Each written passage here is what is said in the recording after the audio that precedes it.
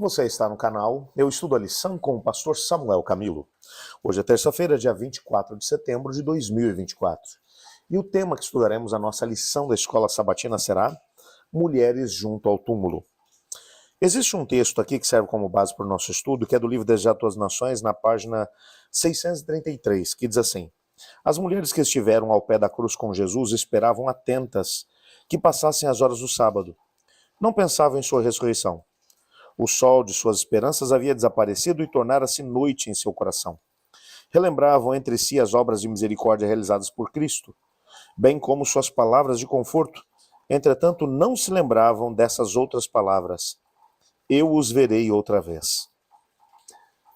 É interessante que quando nós pensamos nessas mulheres, como nós temos mencionado de forma abundante aqui nessa semana, no nosso estudo, nós mencionamos que essas mulheres, elas tiveram um papel preponderante desde o momento em que Cristo Jesus foi julgado. Essas mulheres estiveram perto de Jesus o tempo todo. Elas acompanharam o julgamento de Jesus, acompanharam Jesus até o Calvário, acompanharam Jesus até o local da execução, posteriormente acompanharam a execução de Jesus, ele preso na cruz do Calvário, acompanharam inclusive o momento no qual ele ressuscitou. Elas acompanharam isso tudo, foram as primeiras a chegar no sepulcro. É bem verdade que antes disso, elas viram o corpo de Jesus sendo tirado da cruz, sendo levado para o sepulcro, a pedra sendo rolada para frente. Essas mulheres estavam lá o tempo todo.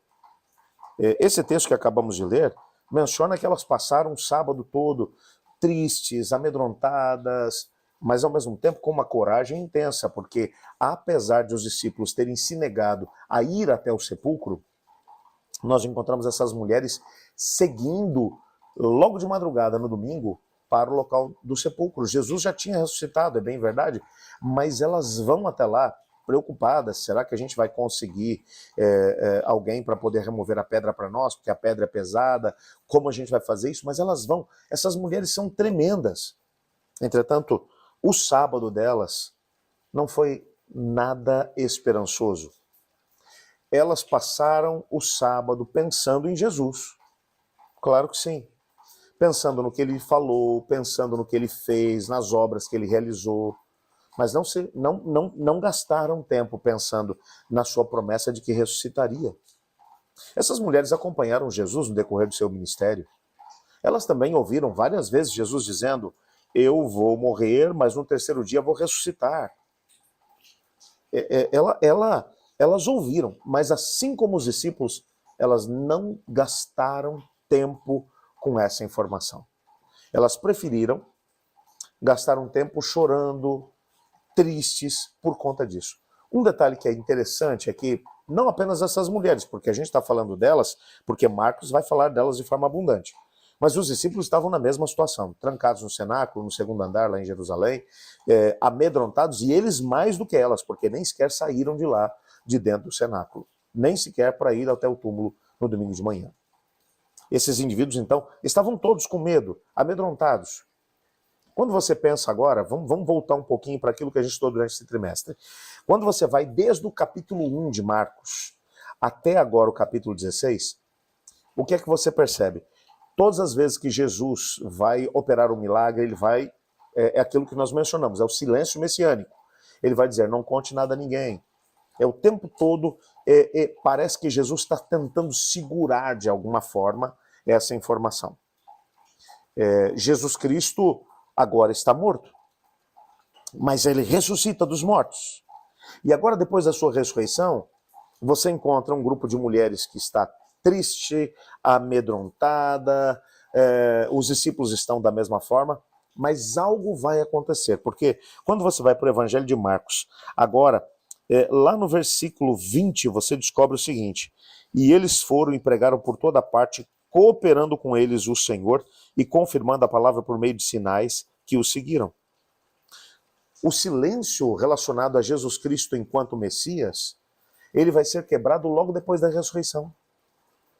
Logo depois da ressurreição, depois de alguns eventos que ainda veremos durante essa semana, esse segredo acaba sendo quebrado. Tanto os apóstolos como também as mulheres eles seguem por todos os lados e vão pregar a respeito de Jesus. Eles vão contar a respeito de Jesus. Eles vão dizer que ele é o Messias. Eles vão agora, com todo o poder e autoridade, porque agora o próprio céu dá a eles poder e autoridade para que eles possam testemunhar de forma tão veemente de quem é Jesus, quem ele é. Ele é o Filho de Deus. Ele é Deus.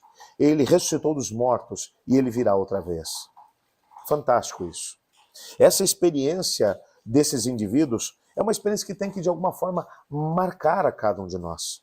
Tem que fazer com que, de alguma forma, nós também tomemos decisões ao lado de Cristo e, ao mesmo tempo, não nos deixemos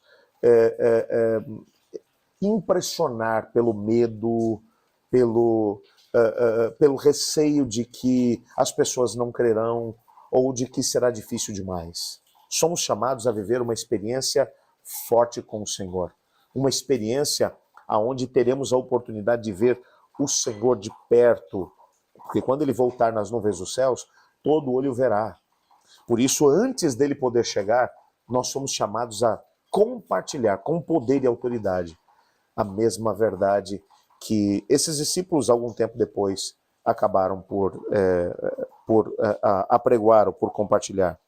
E assim é quebrado o silêncio sobre Jesus e sobre quem ele era e o que ele fazia. O livro termina com seus seguidores pregando por toda a parte que ele é o Messias, que ele morreu, ressuscitou, foi ao céu, mas virá outra vez. Essa deve ser também a nossa experiência. Olhe comigo. Obrigado, Pai, por tua palavra, por sabermos que esses discípulos amedrontados, juntamente com essas mulheres que também experimentavam medo, foram tocados pelo teu Espírito depois da ressurreição de Jesus e se tornaram grandes testemunhas. Faz de nós também testemunhas tuas. Colocamos diante do Senhor cada pedido que vai no nosso coração, pedindo também que o Senhor responda de acordo com a tua vontade a cada um deles, pois é em nome de Jesus que oramos. Amém. Eu estudo a lição e você?